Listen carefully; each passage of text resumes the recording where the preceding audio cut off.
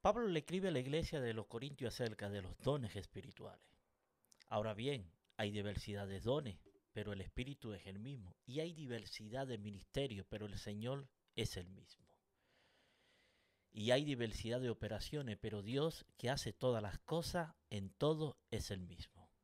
Pero a cada uno le he dada la manifestación del Espíritu para provecho, porque a este le he dada por el Espíritu palabra de sabiduría, a otro palabra de ciencia según el mismo Espíritu, a otro de fe, a otro de milagro, a otro los dones de sanidades por el mismo Espíritu. Cuando habla de dones de sanidades, lo dice de una manera plural.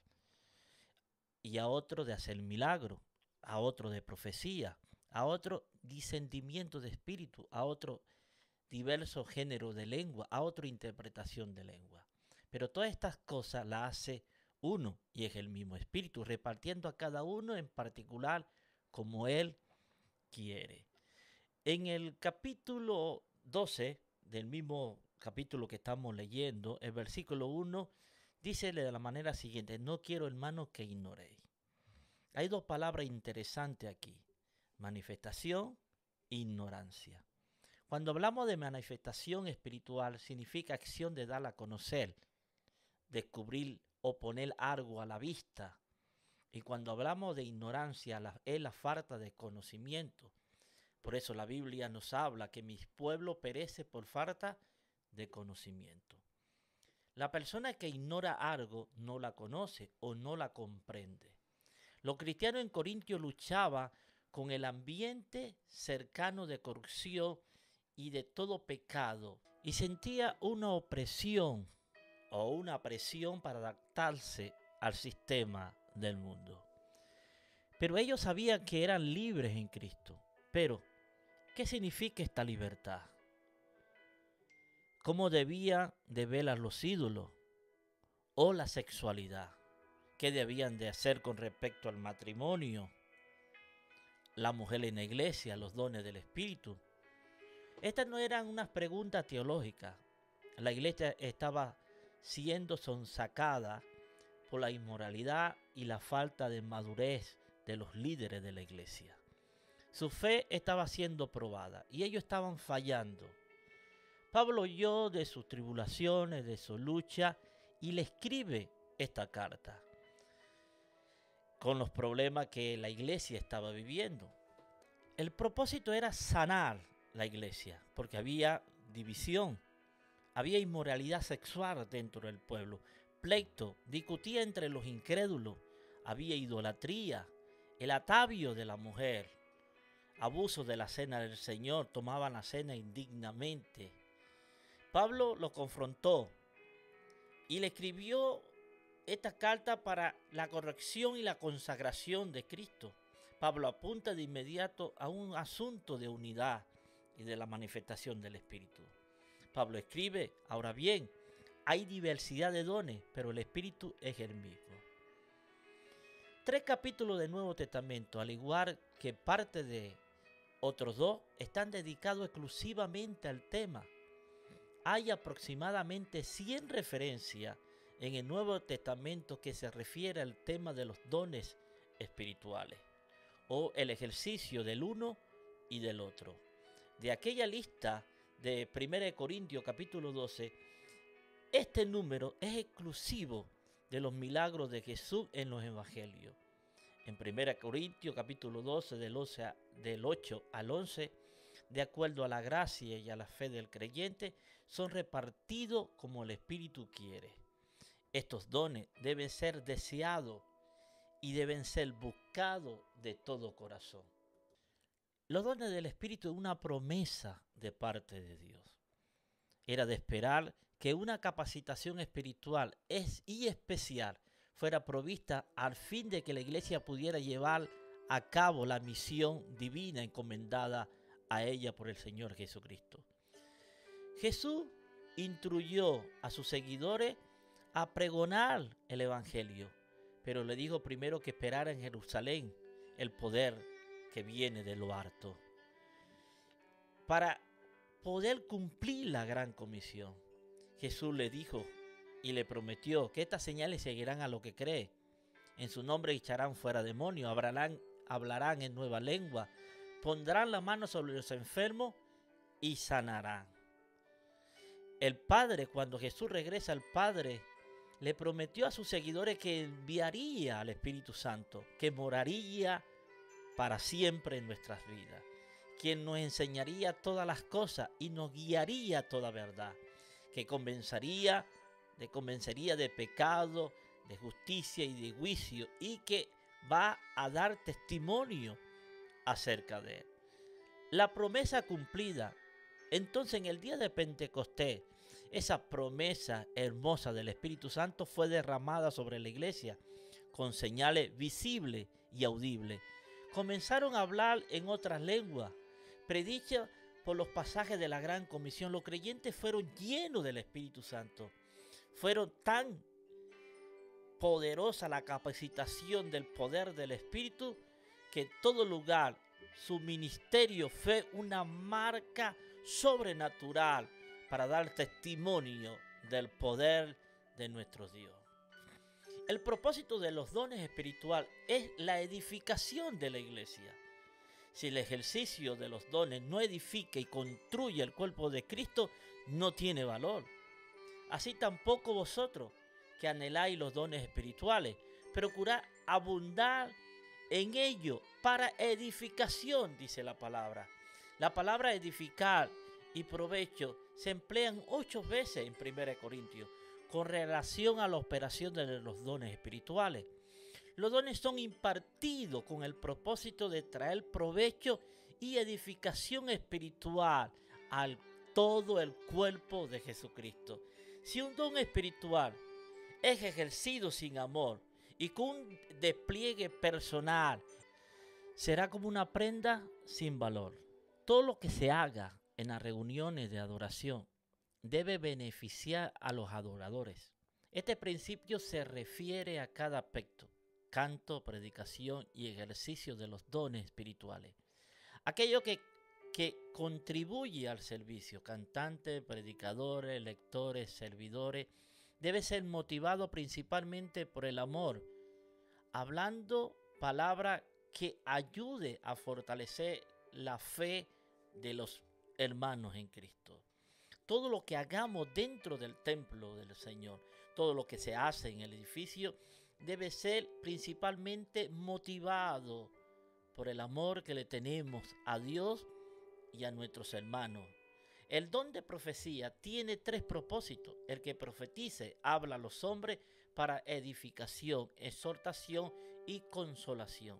Cada uno de estos 3 elementos edifica y es de provecho al cuerpo de Cristo. Edificación. La palabra edificación viene del griego, que significa acto de construir una estructura.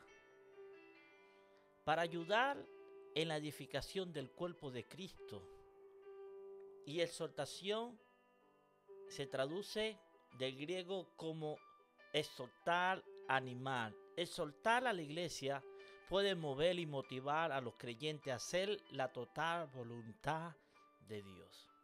Cuando hablamos de consuelo, la palabra consuelo proviene de la palabra también que significa calma, consolar. Fue predicho que la iglesia iba a sufrir persecuciones, tribulaciones, que el cuerpo de Cristo a menudo necesita un ministerio de consolación en el tiempo de angustia. Hay un proceso de crecimiento en el ejercicio de los dones espirituales a fin de que la iglesia sea edificada con el propósito de alcanzar las metas y cumplir la gran comisión. Los dones enumerados en 1 Corintios capítulo 12, los dones espirituales, según muchos, son 9 en número. Sin embargo, en el versículo 28 del mismo capítulo, Pablo, después de repetir milagros, sanidad y lengua, agrega los dones de ayuda y administrar, sin hacer ninguna distinción de clasificación. Pablo tampoco distingue detalladamente entre los oficios de apóstol, profeta y maestro. Con la impartición de milagro y sanidad y lengua, aparentemente, cuando Dios aparta a una persona para un oficio, lo capacita con la capacitación espiritual que tiene que tener el ministerio. Quizá menciona de 2 dones adicionales en el versículo 28 del capítulo 12 de Corintios, y fue hecho con el propósito de demostrar que la lista podría ser considerablemente alargada. Algunos han visto la necesidad de fijar el número de los dones 9 dones, para relacionar con las 9 cualidades del fruto del Espíritu. Pero una cuidadosa búsqueda revela otras cualidades que tiene el Espíritu, y la lista de Gálatas capítulo 5, Pablo menciona 17 obras de la carne. Luego finaliza la lista con la frase: y cosa semejante a esta, si la carne puede producir 17 obras y más, el Espíritu puede producir un número sin fin de virtudes relacionadas con el amor. Lo que Pablo propone en esta sección es hacer hincapié en la unidad esencial de la iglesia. La iglesia es el cuerpo de Cristo, y la característica de un cuerpo sano es que cada uno de los miembros realice su propia función para el bien del conjunto, pero la unidad no requiere decir uniformidad, semejanza o igualdad. ¿Qué es la unidad para Pablo y qué es la unidad para nosotros? ¿Qué significa el reino de Dios para nuestras vidas? ¿Cuál es la visión y misión del reino de Dios? Por tanto, dentro de la iglesia hay diversidad de dones y funciones diferentes que son colectivas e individualmente. Los dones del Espíritu es diseñado no para la gloria de un miembro individual, sino para el cuerpo de Cristo. Y Pablo empieza con 2 dones que suenan muy parecidos: palabra de sabiduría y palabra de ciencia. Cuando hablamos palabra de sabiduría, la palabra griega traducida por sabiduría es Sofía, mientras que sabiduría tiene mucho significado, usando un contraste con el conocimiento. Probablemente significa un entendimiento profundo para la conducta y acción práctica de la vida de la iglesia local. Hay momentos cuando las decisiones que tenemos que tomar es muy importante y necesitamos el don de sabiduría para que el curso vaya de acuerdo a la voluntad de Dios. Cuando hablamos de palabra de ciencia, es una cosa mucho más práctica. Es el saber qué hacer en una situación determinada. Es la aplicación práctica de la sabiduría a la vida. Los dones son necesarios y siempre van juntos. La sabiduría, que conoce las cosas profundas de Dios mediante la comunión que tengamos con Él. La ciencia es el conocimiento que puede poner esa sabiduría en práctica en la vida cotidiana de la iglesia. En el don se puede incluir cosas como es que Dios da a conocer un secreto, tal como cuando se lo reveló a profeta del Antiguo Testamento, que le dijo que no iba a llover. En Romanos capítulo 15, versículo 14, pero estoy seguro de vosotros, hermano mío, de que vosotros mismos estáis llenos de bondad y llenos de todo conocimiento, de tal manera que podáis amonestarnos los unos a los otros. 1 Corintios 1:5, porque en todas las cosas fuiste enriquecido en Él, en toda palabra y en toda ciencia. Pedro dice, tenemos también la palabra profética más segura. La siguiente en la lista es la fe. Casi todos los autores que escriben sobre los dones se refiere al don de fe como una fe especial. La razón para esto es que el don de fe difiere a la fe salvadora. La fe salvadora se traduce como confianza y esperanza. Y la fe como cualidad del fruto es una fe de confianza en una persona. Sin fe es imposible agradar a Dios. Toda fe es semejante en naturaleza, pero el don de fe es especial. Difiere de otra fe en grado y aplicación. El don de fe obra a menudo en conjunto con el don de sanidad y de milagro. El don de fe es visto en operación en la sanidad del hombre paralítico del templo La Hermosa. Pedro tenía fe milagrosa y le ordena al hombre paralítico que se levante y camine. Y el hombre se levantó en el nombre de Jesús y fue sano. Quizás Jesús estaba describiendo esta calidad de fe cuando dijo a sus discípulos: tened fe en Dios. En el griego, Marcos 11:22 dice literalmente: tened la fe de Dios. Jesús le dice en el versículo siguiente que con esta fe divinamente impartida, uno podría decir a la montaña: quítate y échate a la mar. La montaña simboliza cualquier obstáculo, cualquier tribulación, cualquier dificultad. Aparentemente, cuando tenemos fe, vemos lo imposible hecho posible por el poder de Dios. La iglesia tiene una misión y un mandato que cumplir, y para muchos parece ser imposible que podamos difundir el evangelio hasta lo último de la tierra, pero cuando tenemos fe en Dios, todo es posible. El don de sanidad. La iglesia primitiva vivía en un mundo en que los milagros de sanidad eran corrientes. Cuando un judío se enfermaba, era más probable que fuera un rabino para que pusiera la mano y orara por él que ir al médico. Y a otro le dio dones de sanidad por un solo espíritu. Ambos términos, dones y sanidad, son plurales, diversos o varios. Este hecho sugiere que hay muchos dones de sanidad para enfermedades distintas, o cada operación de poder sanador es un don separado. Es lo que no quiere decir la diversos o varios dones de sanidad, ser plural en estas palabras. En ninguna parte del Nuevo Testamento se dice que una persona tiene el don de sanidad. Ninguna parte del Nuevo Testamento lo puede estudiar pausadamente y dedicarle tiempo, y usted no va a encontrar que la Biblia nos menciona a alguien que tiene el don de sanidad. La mayoría de los evangelistas y pastores que han tenido grandes ministerios de oración y que han orado por los enfermos han negado la posición de tener el don de sanidad.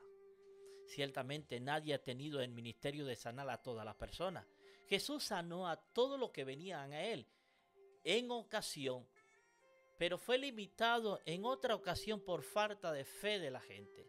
Mateo capítulo 13, versículo 58, y no hizo allí muchos milagros a causa de la incredulidad de ellos. Los dones de sanidad y fe están íntimamente relacionados. Santiago escribe que la oración del anciano de la iglesia que ora con fe sanarán al enfermo.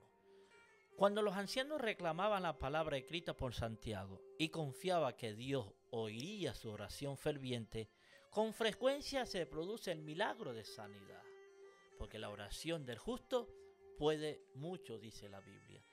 El don de milagro. Hay otro en hacer milagro. La palabra milagro proviene de la traducción griega, que es traducida literalmente operación de poder sobrenatural. ¿Qué es un milagro? Es un evento o acción que aparentemente contradice las leyes científicas y que por lo tanto es razonado como una causa sobrenatural, especialmente a un acto de Dios. En el Nuevo Testamento, los eventos de origen sobrenatural son llamados señales y maravillas y milagros. Literalmente significa evento que causa asombro, evento de poder divino y evento que significa algo sobre Dios y sus obras. Es importante notar que el término maravilla nunca se emplea solo, sino siempre con el término señal. Dios no manifiesta su poder solo por causar asombro. Él siempre quiere enseñar algo con sus milagros.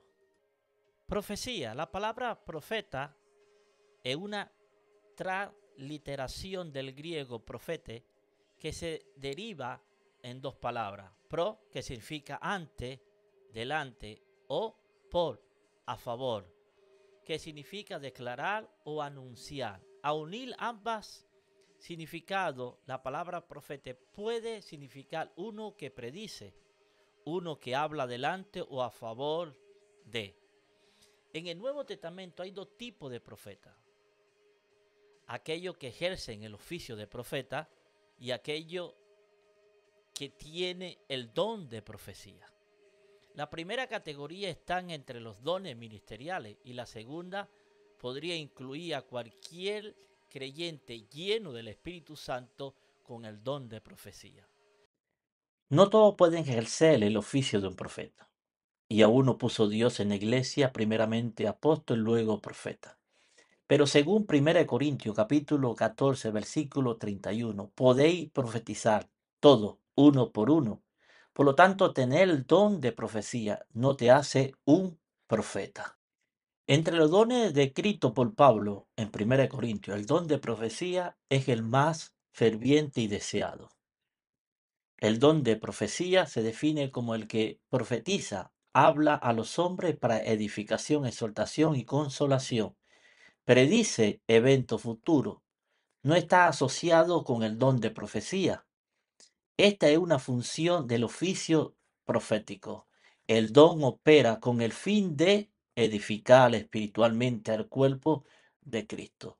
Cuando la iglesia se encuentra ante un problema o una necesidad de sabiduría, para una acción práctica, una palabra de ciencia o una palabra de sabiduría, puede operar el don de profecía, para traer una palabra adecuada para resolver cualquier situación que pueda estar viviendo el cuerpo de Cristo.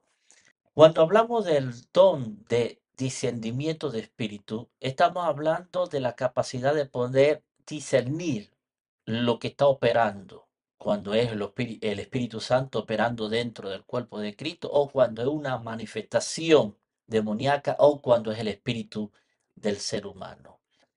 También nos habla de diversos géneros de lengua. La palabra usa esta frase literalmente clase de lengua. El término clase sin duda se refiere al hecho de que hay nuevas lenguas, lengua humana y angelicales.